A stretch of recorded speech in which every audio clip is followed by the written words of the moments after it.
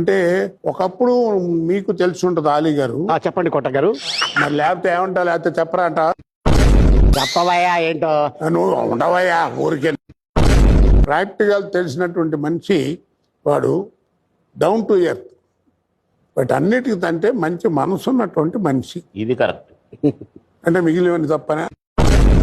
Control ఎవరి tongue అన్న చెప్తున్నాను. కంట్రోల్లో ఉండబట్టి ఈ మాత్రం ఉంది, లేకపోతే నీ మొహన్ పడేది. ఒకసారి నేను, వీడు, బ్రహ్మానందం గారు గారు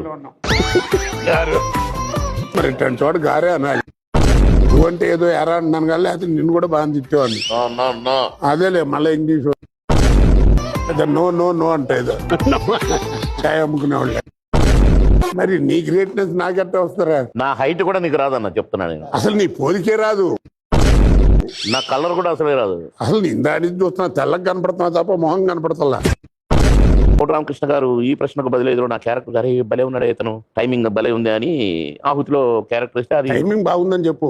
భలే ఉన్నాడే ఎట్ట అంటారా చూసి.